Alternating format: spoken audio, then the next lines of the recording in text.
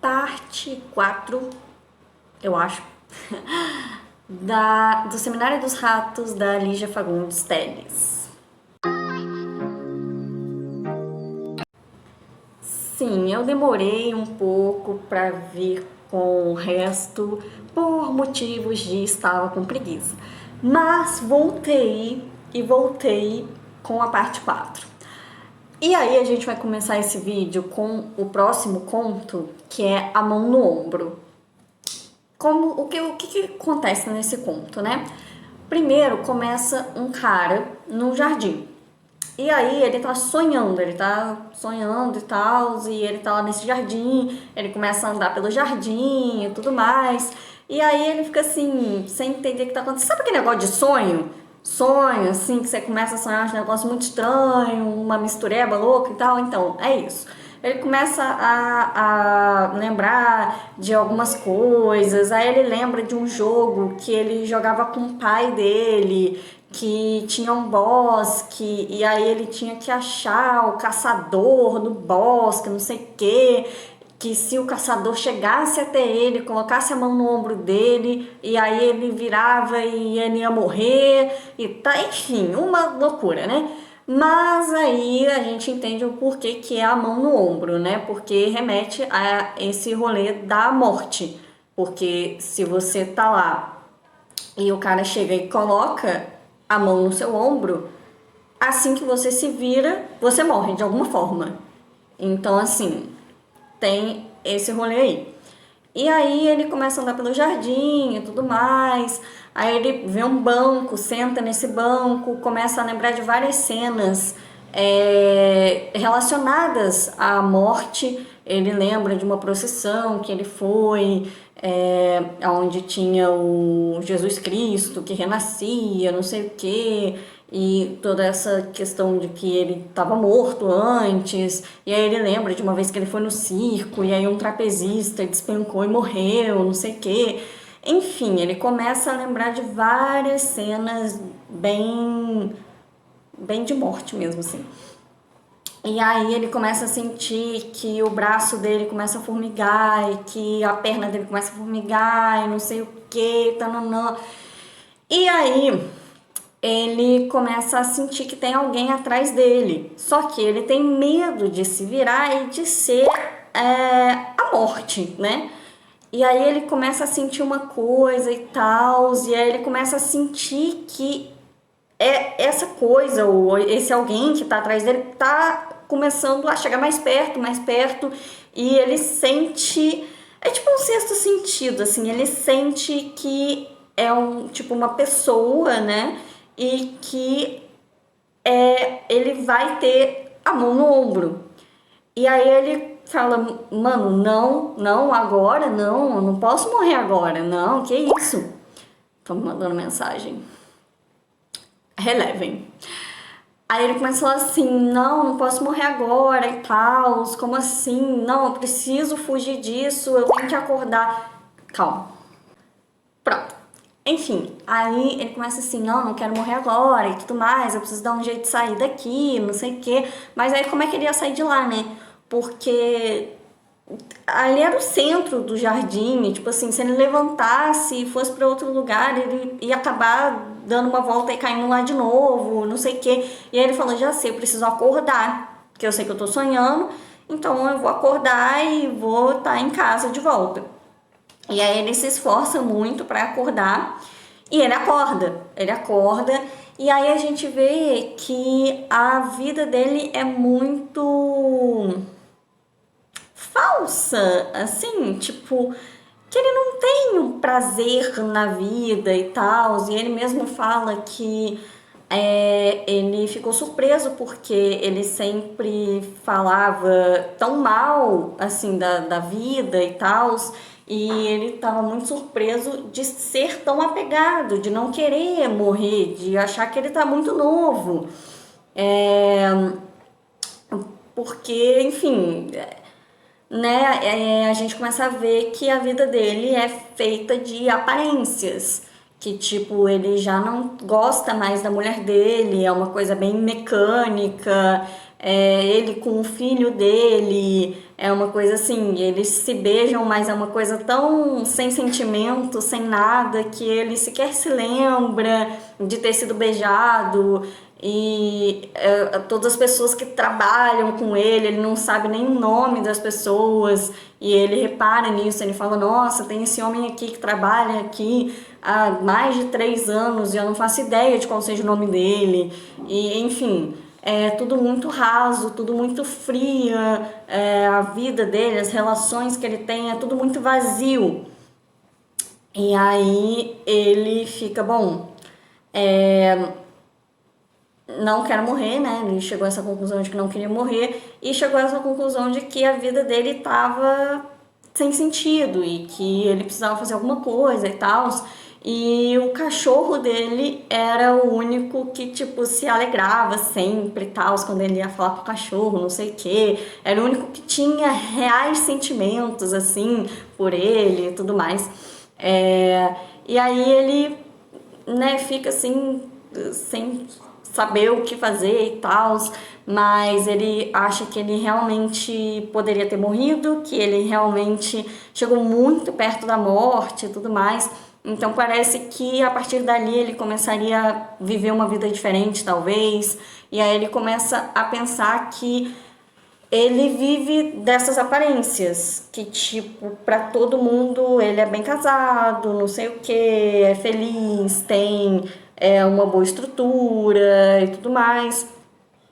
E aí ele, tá, beleza, vou pro trabalho porque, né, temos que trabalhar. Aí ele vai pro trabalho. Aí ele liga o carro e na hora que ele vai pisar lá no acelerador, a perna dele não responde, sabe? Começa a formigar e tal, e é a mesma sensação que ele teve no jardim. E aí o braço dele começa a não responder também e tudo mais. E aí ele começa a sentir um perfume, que é o mesmo perfume que ele sentiu quando chegou no jardim. E aí ele sai do carro, ele consegue sair do carro, ele sai do carro e começa a andar e vai pro jardim. E chega no jardim. E aí tudo que ele falou no começo do conto, que era no sonho dele lá, no jardim do sonho dele, ele começa a meio que falar de novo, ele começa a lembrar das mesmas coisas e tudo mais, então fica meio que uma repetição. E aí ele chega lá no mesmo banco que ele tinha sonhado.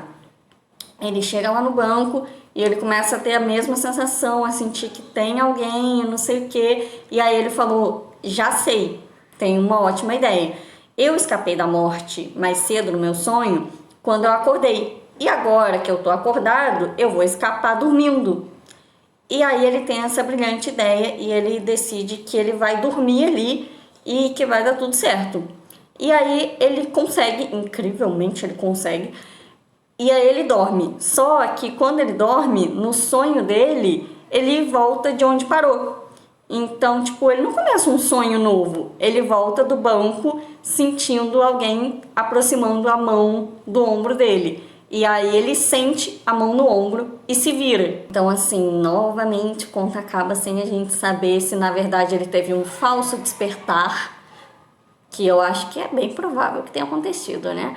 Porque, assim, do nada ele estava no jardim de novo. Hein? Ou se realmente tinha um jardim lá que ele nunca tinha parado para reparar porque vivia naquela vida mecânica e tal, e aí ele realmente morreu, ou enfim, não dá para saber o que aconteceu. E é isso, acaba com ele se virando para quem quer que seja, muito provavelmente a morte, que colocou a mão no ombro dele. Próximo conto é A Presença. Bom, A Presença é um conto interessante, é interessante esse conto. Que é um jovem de uns 25 anos que ele chega num hotel. E aí ele fala com o porteiro lá do hotel, né? Que ele quer um quarto nesse hotel. E aí o cara fala, não vai ser bacana não. O cara, ele é velho, e aí ele chega pra esse jovem e fala assim, olha, aqui só tem velho. Sabe, é um hotel de velho, não tem nenhuma pessoa nova aqui. Não sei dizer porquê, ele fala que não sabe o que aconteceu, que era um hotel super badalado, alguns anos atrás, mas com o tempo simplesmente foi começando a só ter hóspede velho. E ele, que era jovem quando trabalhava lá no hotel, começou a envelhecer e continuou lá. E agora ele tá lá e ele é velho e é todo mundo velho, os hóspedes são velhos, as pessoas que trabalham lá são velhas, são todos velhos. E o hotel não tem nenhum espelho, porque é uma galera com amargor da velhice, sabe? São velhos que têm uma velhice sofrida, né? Que eles não querem ficar constantemente lembrando que eles perderam a juventude, que eles perderam, né, a jovialidade e tal. Então, assim, ele não quer deixar o jovem ali entrar no hotel, sabe? E aí o jovem fica assim, não, mas eu quero esse hotel. Eu quero porque quero ficar nesse hotel. E aí o cara fala, não, cara, tem outro hotel logo ali, muito bacanudo. E ele fala, não quero, não quero, a não ser que você tenha uma legislação aqui do hotel falando que menores de 60 anos não podem ficar, eu vou ficar. Eu vou ficar, ninguém vai me tirar daqui. E aí o cara já apela um pouco mais, fala assim, olha só, não tem, né? Se você insistir, tudo bem, mas assim, eu acho que você tem que saber que você tá invadindo um espaço dos velhos, e esses velhos, eles podem parecer bobos, eles podem parecer ingênuos, mas eles são perversos. Esses velhos, eles são maus. Alguma coisa pode acontecer com você. Aí ele joga essa no ar assim, né? E o cara fala, não, quero ficar aqui. Aí, tudo bem, né? E aí ele é narrado em terceira pessoa, e o narrador fala que o porteiro lá, o recepcionista, começa a pensar de que como que esse jovem não percebia que, assim, não só é muito estranho ele querer ficar num hotel que só tem velho, porque não tem nada de atrativo para uma pessoa jovem, mas também é muito estranho que o jovem não perceba que ele vai ser um peso, que ele vai ser um estorvo na vida desses velhos que estão, tipo, condenados à velhice e não querem ser velhos, mas eles são, então fazer o quê? E que ele vai estar ali incomodando os outros hóspedes, que ele não é bem-vindo ali. Como é que ele não está reparando nisso? Que ele, né, o cara fala isso, mas só de um modo um pouco mais sutil, até que começa, né, a falar que os velhos são mais perversos e tal. Mas o cara insiste em ficar no hotel de velho, e aí beleza, né? Então fica aí então.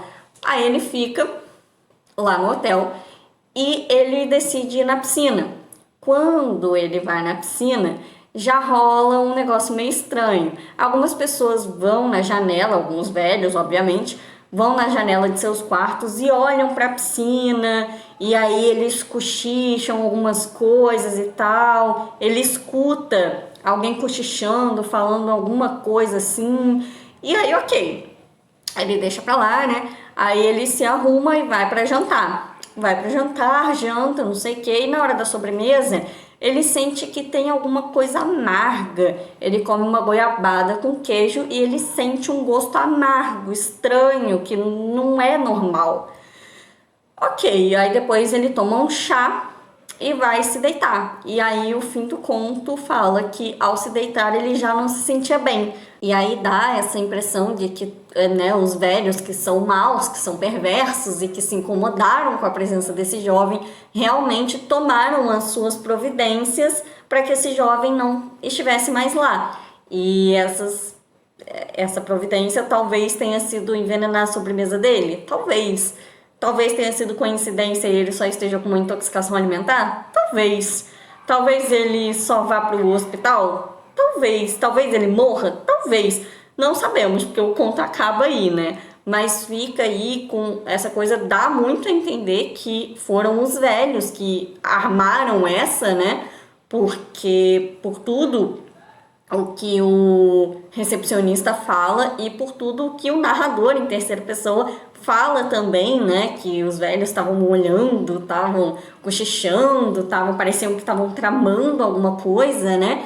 Então, assim, ele claramente não foi bem-vindo lá, claramente os velhos não gostaram da presença dele e ao se deitar ele já não se sentia bem.